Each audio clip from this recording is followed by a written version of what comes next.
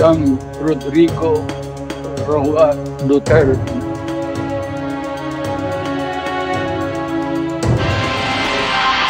Gagawin ng kampo ni dating Pangulong Rodrigo Duterte ang lahat para agad siyang maibalik sa bansa.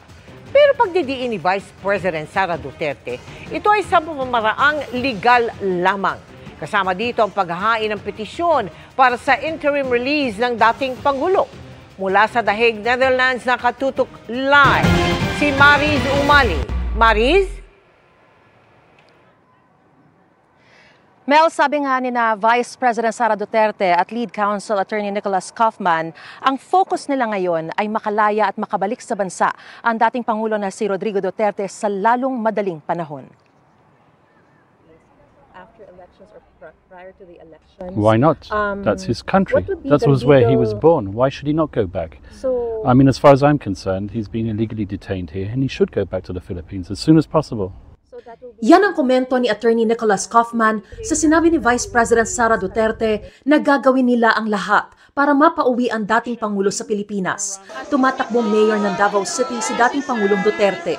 Gusto ko din talaga i-demand na nandun yung mayor namin, nagtatrabaho para sa syudad. Sabi ng bise, gagawin nila ang lahat para mangyari ito. Kung hindi kami mag-isip, mga Dabawenyo, kung paano namin madala yung mayor namin doon, wala talagang mangyayari. So, dapat we exhaust all means possible.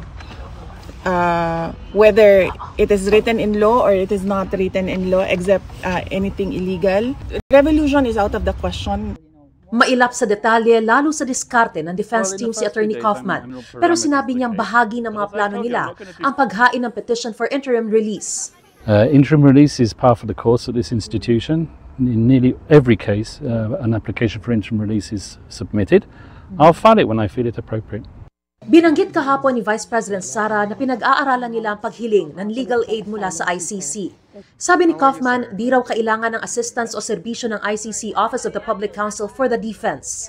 There's no need for the OPCD. I think that's the unit that you're referring to. They're a very important unit at this court, but they provide logistic assistance, administrative assistance, but they don't provide substantive assistance to any team at the court, whether it be legally aided or privately funded. People love the former president, and I'm sure that they would pay out of their own pockets in order to ensure that he has the proper defense.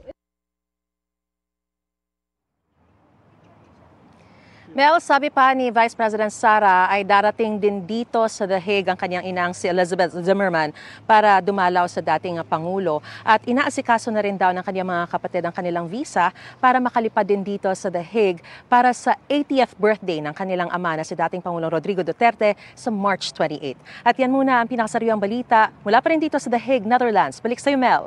Maraming salamat sa iyo, Mariz Umali.